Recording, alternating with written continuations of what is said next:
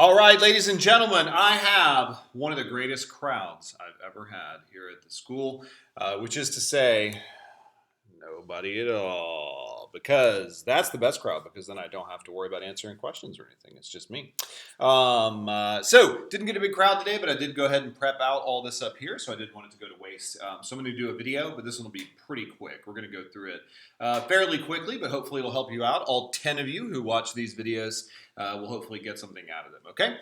So what we are talking about today is going to be South Asia and Southeast Asia. When we're talking geography, don't forget that South Asia is going to be modern-day India, so that's going to be like Pakistan, India, Bangladesh, Nepal, places like that. Okay, so you can see I made a little thing up there for that as well. And then Southeast Asia then is going to be the place that is, again, to the east of South Asia and to the south of East Asia. That'll make sense, I guess. But we're talking Vietnam, Thailand, Cambodia, Indonesia, Philippines, places like that. Okay, so that is where we are talking about for that. Now, the other couple days we've had sort of a tripartite structure. Today we're just looking at two areas here. It's not that there's less history here. It's just that it's easier to kind of divide it up this way. Don't forget, too, about our time periods, right? We got 1200 to 1450 up here. We got 1450 to 1750, 1750 to 1900. And then, of course, at the bottom down here, 1900 until the present, okay?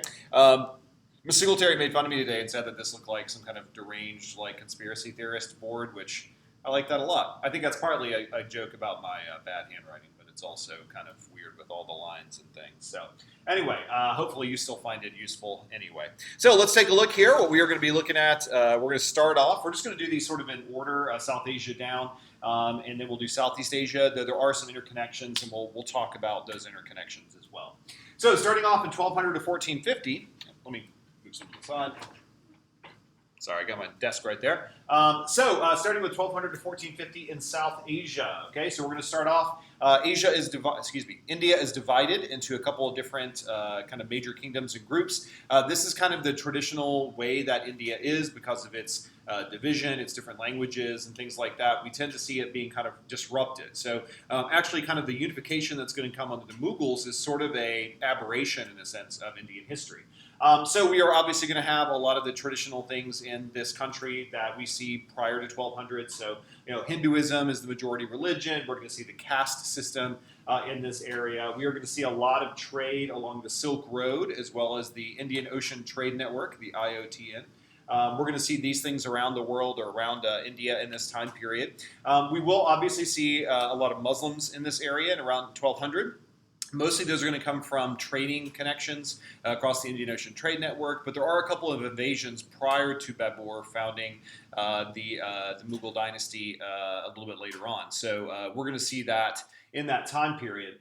So in South India then, we will have a couple of Hindu kingdoms that are going to rely primarily on trade networks. That's going to be the Chola and the Vijayanagara. These two are going to be, again, primarily trade network kind of empires. That's where they get their power and strength.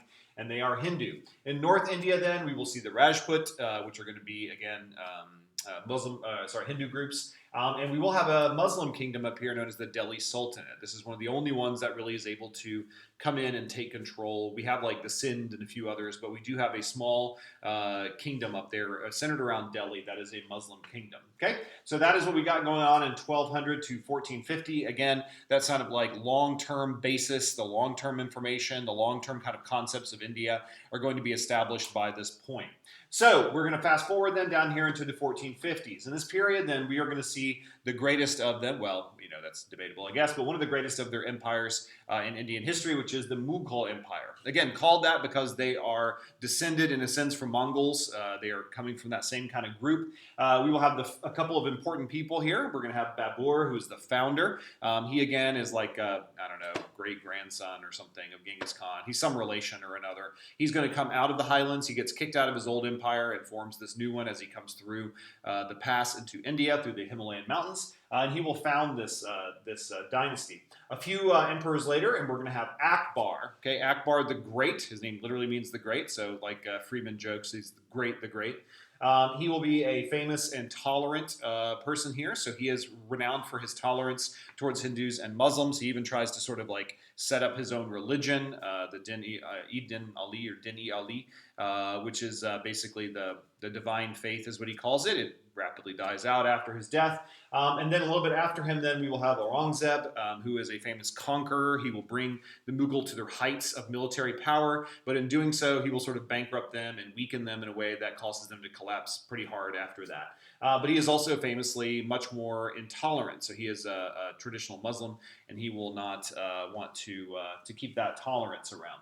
Again, Mughal is a Muslim dynasty as well. One thing that we'll see, the Mughals are like 1520s or so to 1800s. We're going to use those terms because it kind of depends on what you mean by the Mughals. Like, for example, they're around in like the 1800s, but the British really rule everything. So that's kind of where that term comes from. During their time period, though, in this time period, our second time period, they will be challenged by a Hindu group called the Maratha, who will set up the Maratha Empire, which is an example of resistance to their rule. But during their time period, then, lots of different things are going to happen, but a couple of things that the College Board likes us to know, one of which is their ability for tax farming. That is going to be their, well, it's not technically tax farming, but their zamindars are going to be their tax collectors. Again, tax farming typically is more of a private enterprise. This is really sponsored by the government, but the use of the zamindars is going to be an important way that they are going to fund their government. Also, of course, famous architecture. So the Taj Mahal is the most famous. Shah Jahan, who was, I think he's the son of Akbar, could be wrong, but he's somewhere between Akbar and Aurangzeb. He will famously build the Taj Mahal as a tomb for his wife, and is a important architectural thing there. So near the 1500s, like about 1600 or so, the Mughals are going to start to encounter more Europeans on the trade network. So this is when Portuguese will start coming around in the Indian Ocean trade network. And in addition to coming to these areas, they will start to dominate that network. Now, that's okay for the Mughals in general. Like, it's probably better for them to have multiple different people to play off of each other for trade. But by and large, they're not doing the trade themselves. It's mostly like Muslim merchants and others who are doing this trade, like Arabic merchants who are doing the trade. So it's not that big of a deal. And so the Portuguese will set up a couple of trade ports along the coast. They're in India and other places. One of them will become like a modern day city there. And so when they're doing this, then they will start to dominate this area. But as they're doing this, we will eventually, near the end of this period, then we're going to start to see the French and the British who are coming in as well. They will also establish trading empires in this area. They're able to kind of push aside the Portuguese a bit. The Portuguese had total dominance of the Indian Ocean trade network, but now they will be sort of pushed aside by the Dutch and others. They still are going to be trading, but they're just not going to be as powerful. And so what happens then is that there is a major fight here that takes place between the French and the British. That's the 7 Years' War on a broad scale, but that fight does carry over to here, where we will have a battle that takes place where the British are going to kick out the French out of that region. And so the British then will be able to take over control and take charge of this area. One of the ways that they're going to do this then is through playing off rivalries of different princes and kings and things, as well as religious issues. And so gradually they will start to put themselves into this position and into this power structure. Again, mostly they're doing this through the East India Company, which we'll talk about kind of more down here. But there is some kind of government sort of initiatives and stuff as well. One of the things that they will do is they will employ native groups to be military soldiers for them. And these folks are called sepoys, and they will have a big moment very, very soon.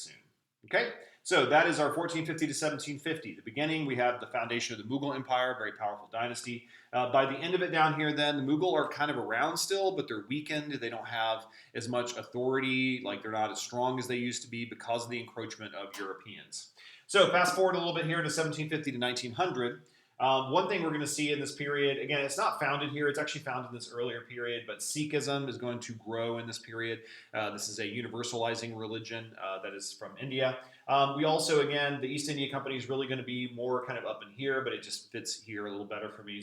But the British East India Company will be the ones who are in charge of running things here. Again, it is a chartered business by the government, so it has kind of government backing basically. But at the same time, they also are going to be running things themselves, and they become spectacularly corrupt and problematic. So one of the things that happens then is that corruption, as well as their poor treatment of native groups, will lead to these things like rebellions and people getting upset, and particularly the Sepoy Rebellion. Story goes, again, that it's some sort of misunderstanding about bullets or whatever. based upon animal products or animal, fats or whatever. Whether that's true or not, there's a whole bunch of other stuff that the British East India Company is doing that's really ticking off all the people in India. So that's going to kind of compound upon those issues and make it even more problematic. Okay. So we will see the Sepoy Rebellion. That will bring in the British then as a formal group, like the Empress of Victoria. Empress Victoria will come in. Well, she's Queen Victoria, then she becomes Empress Victoria of India as the government gets involved and takes over control of this from the British East India Company instead. This will set up something that is known as the British Raj. Okay, the British Raj, or reign, basically, is what that means. We'll get more into that in just a second. One thing I do want to mention, and this is universal across South Asia and Southeast Asia, is the impact of the Industrial Revolution on this area. So these are places that grew a lot of cotton. In particular, India is going to grow a lot of cotton, and so they will also be producing things for this as well. So like Indian cotton, they would have it like exported to Britain and places like that, and they can make a lot of money on that trade. But now that British cotton, now that they can just get the cotton from Egypt or other places and build it, or not build it, but weave it or whatever, in Britain, they no longer really need this Indian cotton as much. So we're starting to see a decline in manufacturing in these areas. So instead of having a whole bunch of looms and wheels and producing a lot of cotton cloth in India, which they then export, so it's worth more money, now they're just doing raw materials basically, and the Europeans are going to be the ones assembling it. So that's going to cause an impact on the economy of South and Southeast Asia. Fast forwarding a little bit down here then, 1900 to the present, we are going to have a couple of different things here. We are going to have the resistance against the British imperialism. So we'll start having the Indian National Congress, for example. This is a group of people, primarily Hindus, who are going to get together. They eventually will become a political party, but they are mostly dedicated to changing politics within this area, trying to get independence and move more and more towards independence.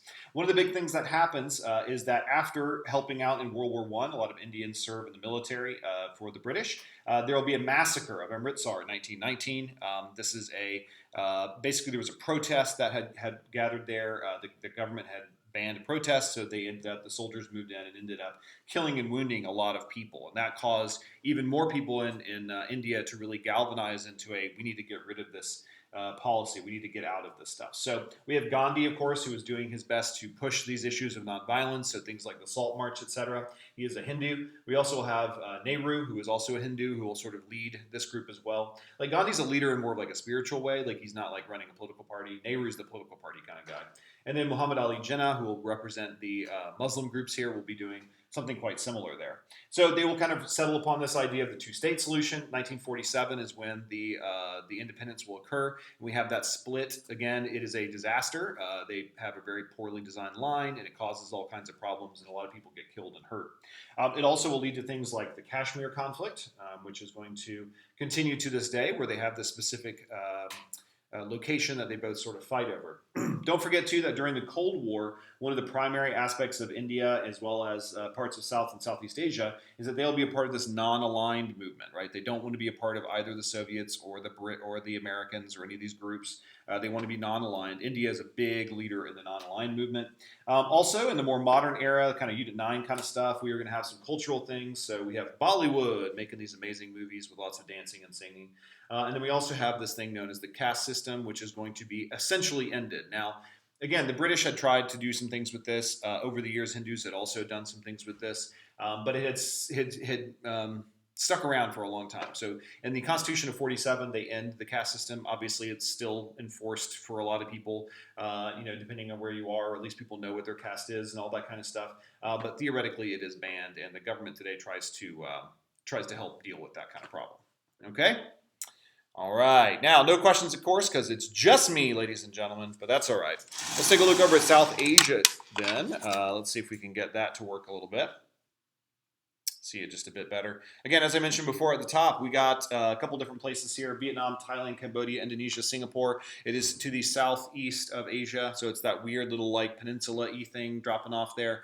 Southeast Asia does not typically go to like Australia, for example, because they are of a different like ethnicity and cultural and historical kind of situation. That would be more in like Oceania, for example, but it's going to include all those different areas, all those islands and things as well. So starting us off then in 1200 to 1450, we're going to see a couple of different things. First off, a couple of the different empires and things. Vietnam is going to be around. It's going to be a thing at that point, but it is kind of under Chinese authority, or at least kind of tributary stuff. The Chinese are kind of pushing them around a little bit in that period, so they don't have as much independence as they would probably like. We are also going to have a couple of sea-based empires that are based primarily on trade. That'll be Srivijaya and Majapahit, which are two great civilizations there based upon trade. They're going to be located on like islands in the Indonesian peninsula, like what's it called?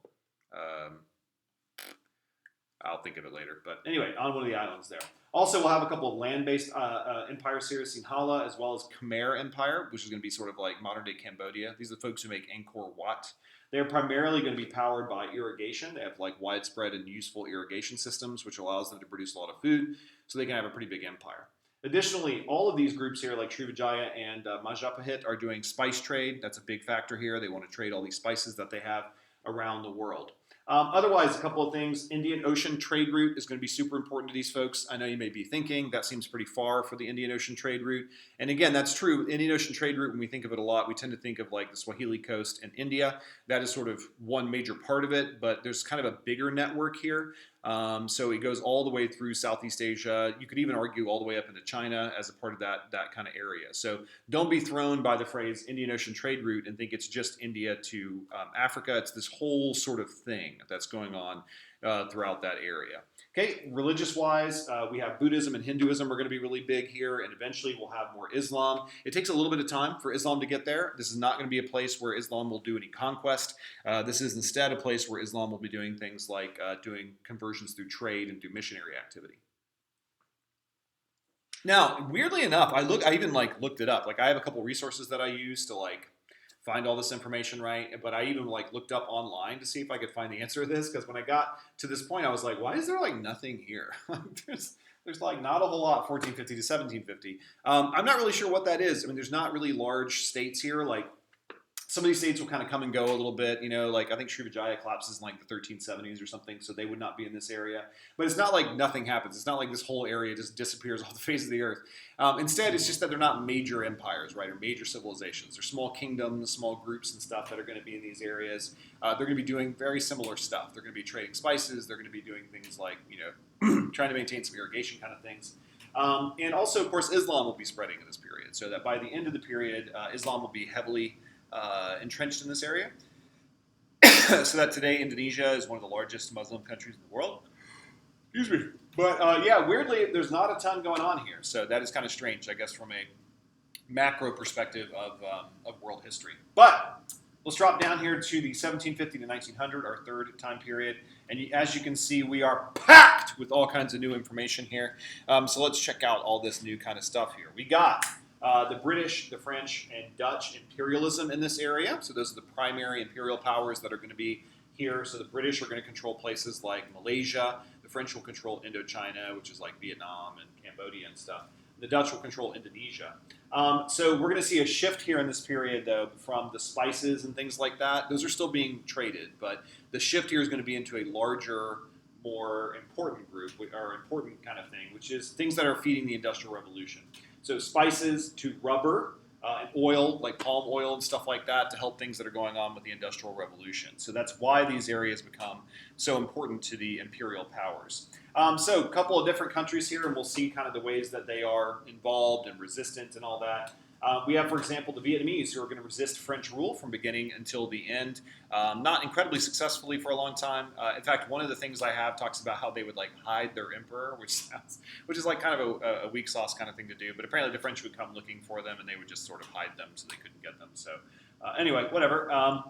But they will resist French rule in this period. Thailand, or what is known as Siam at the time, is unique in that it is independent, primarily because it is between Burma and French Indochina, and so these two major powers wanted to keep a little bit of a buffer zone between the two of them. Also, Indonesia, the VOC, or the Dutch East India Company, is going to be dominant in this area. They will institute this thing known as the culture system to help control and produce things in that area. Lastly, here we have the Philippines, which is going to be what is called the propaganda movement. Now, this is before the United States comes in to occupy it. So at the end of this period, so this is 1900 is when it ends. The end of this period in 1898 is when the United States comes in and occupies the Philippines. But until that point, they are controlled by the Spanish. And so the propaganda movement under Jose Rizal will do their best to resist the Spanish and try to change things there and try to get independence. But in 1898, we sort of convinced them that we're going to help them do that. But ultimately, we kind of turn our backs on that and we take over control of the Philippines and we fight a pretty brutal war against them from the 1900 on, basically. Okay, so lots going on here. Mostly what we're seeing here then is imperialism coming in to get those resources, and we have local groups trying to resist as best they can to do something with that. But again, it's difficult to do that. So what's going to change then here? Well, World War II is going to change it in a big way. Up until World War I, and even like in the inner period there, we're still going to have some very similar things, which is domination by the imperial powers. But during World War II, the Japanese invade this area. They are looking for these same resources like rubber and all that kind of stuff. And so they are going to dominate these areas and they're going to take control of them. They don't hold on to them for very long. They eventually get pushed out by the Americans and others. And then after that war is over, the United States and France and all these other countries decide, well, we need to go ahead and give some independence to these areas. So the United States does so pretty rapidly with the Philippines, but the other areas, it's a little iffy. So like Britain will free the Malaysia in like 63, I think. It's around the early 60s, and same thing also with Indonesia. They'll free them kind of in that general time period. So we'll see some post-war independence. However, we will also, though, see some conflict here with Vietnam. So the French in particular do not want to give up Vietnam because they see it as this jewel in the crown. They can get a lot of money from them. After World War II, they had been damaged so heavily by the Germans, they really needed some of this stuff to help them and their economy and so forth. So they resist giving up control of Vietnam, which leads to the Vietnam War. Now, this is 55 to 75. That's sort of the beginning of it, like proper, like we start getting involved a little bit there. But this includes like the early kind of French time period as well, when they are trying to fight against them. In addition, in this area, we will also have, again, that non-aligned movement. Specifically, they'll have a meeting called the Bandung Conference. I'm pretty sure it's in Indonesia, but it's in this sort of area here. And that will be an example of the kind of commitment to the non-aligned community there. One thing that happens after the Vietnam War, though, is that the disruptions and the problems in this area will bring about the rise of a really brutal communist regime in the country of Cambodia. This communist regime was sort of Maoist in ideology. Like, weirdly enough, the Vietnamese were Soviet, which we may think is strange, but like, remember, the Vietnamese have been invaded by the Chinese and been their tributaries for thousands of years. Like, they were not huge fans of communist China. So they were kind of more Soviet aligned. But what happens then is that the Khmer Rouge, or the Red Khmer, are going to be the group that are going to take over in Cambodia, and they are more Maoist aligned. Like, they're more sort of peasant based. They're kind of anti-intellectuals and reactionaries and all this stuff. And they will pursue a really brutal policy that leads to a horrifying event called the Killing Fields. Basically, they decide, Pol Pot, who is the leader, decides to push out all the intellectuals, which would be people with glasses and teachers. So not a big fan of that guy for obvious reasons. They would push them out into the countryside to try to like get them to grow food, and they would also execute a lot of these intellectuals and people. So something like 1.5 million people, I think, died in this horrifying situation, which is ultimately ended, bizarrely enough, by the Vietnamese. Like, they actually invade and put an end to that event. In the modern days then, as we talked about in Unit 9 here, we are going to have a lot of like trading networks and stuff. We're also going to have a lot of outsourcing into these regions, which is actually also something I should mention is going on with India as well. So a lot of outsourcing, a lot of the jobs from the quote-unquote first world will be moved into this area because it's cheaper and easier to do that there. A lot of shipping as well. We also will see the creation of these kind of like mutual economic zones. So ASEAN, the Association of Southeast Asian Nations, is a kind of WTO, NAFTA kind of free trade organization that is designed to help people out within that region. Okay? Well, I don't have a whole lot of questions because nobody else is here. But hopefully you got a little something out of this, just this little discussion that we had right here. If you have any questions or anything, as always, shoot me an email. I'd love to talk to you and see if you have anything about this. We'll be doing another one tomorrow. I think I have Latin America. I may do Europe. I don't know. We'll figure it out. But I will do another one tomorrow to keep you all up to date. Hope you all are going to do really well. And thanks if you watch this. Bye.